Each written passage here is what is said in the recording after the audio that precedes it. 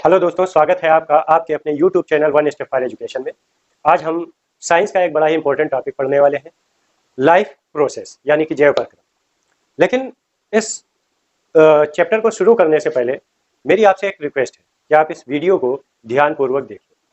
जब आप देखेंगे तो आपको पता चलेगा कि ये वीडियो आपके लिए कितना इंपॉर्टेंट है और ये टॉपिक कितना सरल है। आप वीडियो में जब पूरा समय बिताएंगे तो मेरा वादा है कि वीडियो के बाद आपको जैव प्रक्रम के बारे में कुछ भी पढ़ने की जरूरत नहीं पड़ेगी। तो इस वीडियो को देख करके कमेंट भी करें कि आपके लिए और कौन से टॉपिक पर मैं वीडियो बनाऊं और क्या आपकी परेशानियां हैं, सुझाव दें ताकि मैं सुधार कर सकूं। तो आइए शुरू करते हैं इस टॉपिक को। जैव प्रक्रम, लाइफ प्रोसेस। जीव जो जिंदा है, जिंदा होने से मतलब क्या है? जिनके अंदर श्वसन, उत्सर्जन, पाचन और अन्य जैविक क्रियाएं हो रही। जैविक क्रियाएं हैं क्या? वो जैविक क्रियाएं जो हमारे शरीर की आवश्यकताओं को पूरा करती है। अब जैसा कि आप लोगों को पता है कि हमारा शरीर क्या है, बहुत सारी कोशिकाओं से बना है।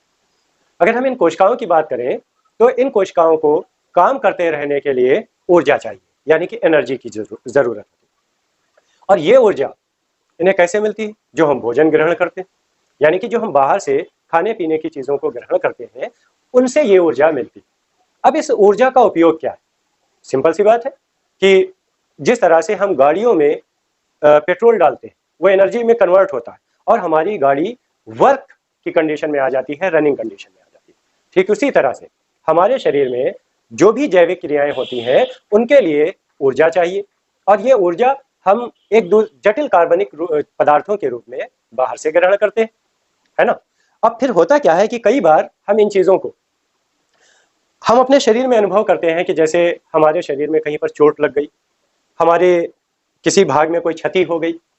इस वजह से क्या होता है कि हमें कुछ परेशानियों का भी सामना करना पड़ता है। लेकिन आप देखते हैं कि कुछ समय के बाद हमारा शरीर उस चीज को अपने आप रिपेयर करना शुरू कर देता है।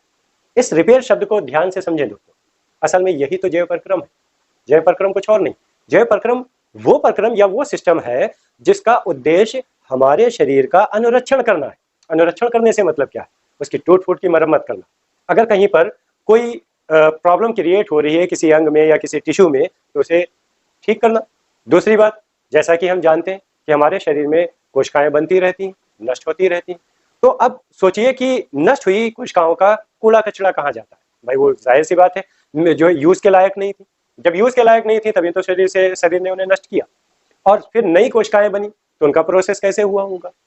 तो अनुरक्षण का काम भी यही है, नई सेल्स को डेवलप होने में मदद करना, पुरानी सेल्स जो कि खराब हो गई हैं उन्हें शरीर से बाहर निकालना कूड़े कचरे के रूप में।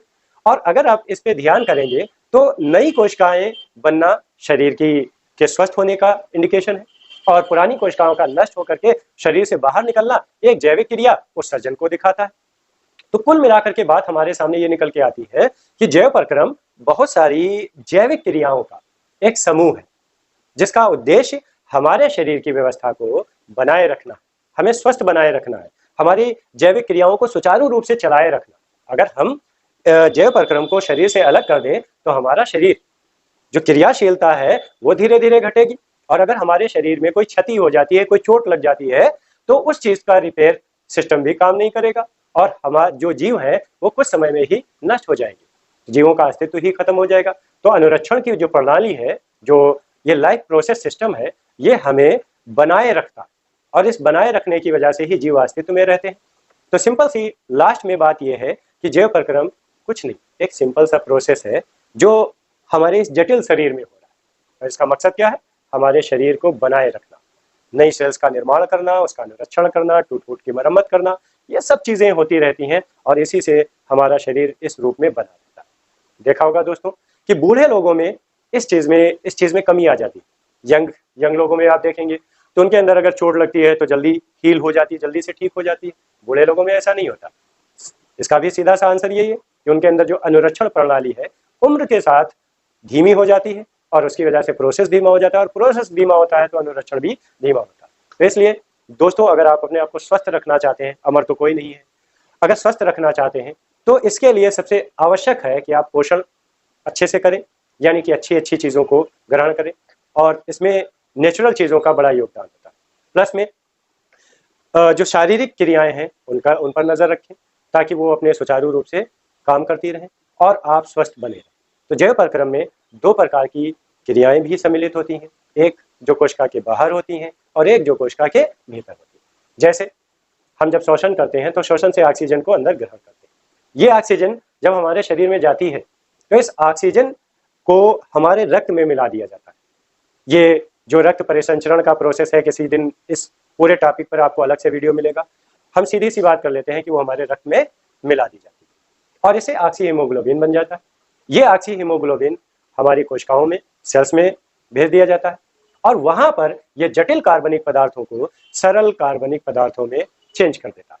जब सरल कार्बनिक पदार्थों में चेंज करता है तो उससे क्या होता है, बहुत सारे पदार्थ जैसे कार्बोहाइड्रेट या प्रोटीन, वसा या दूसरी चीजें जो हमारे शरीर के लिए उपयोगी होती हैं वो सब रिलीज हो जाती हैं और इस से निकलने वाली ऊर्जा से ही हमारी कोशिका काम करती है और कोशिका जब काम करती है तो हमारा शरीर भी काम करता है, क्योंकि हमारा शरीर उस कोशिका पे ही डिपेंड है। हमारे शरीर में लाखों कोशिकाएं हैं, लेकिन इन सारी कोशिकाओं के मिलकर काम करने से ही हमारा शरीर एक निश्चित स्वरूप में बना रहता है। ठीक है, तो इस तरह से आगे के वीडियो में हम इसी तरह के टॉपिक की बात करेंगे। फिर मैं आपसे रिक्वेस्ट करता हूं कि आप इस वीडियो को देखें। अगर इसमें आपको कोई त्रुटि लग रही या कहीं पर आपको लगता है कि आपको किसी और टॉपिक के बारे में जानकारी चाहिए तो मैं आपका दोस्त हाजिर हूं। आप कमेंट करिए और अगर आपको वीडियो नहीं भी अच्छा लगता है तो भी आपसे इतनी रिक्वेस्ट है कि आप हमें मौका दें और कमेंट में बताएं कि हम आपके लिए और क्या कर सकते हैं। मिलते हैं दोस्तों अगले वीडियो में।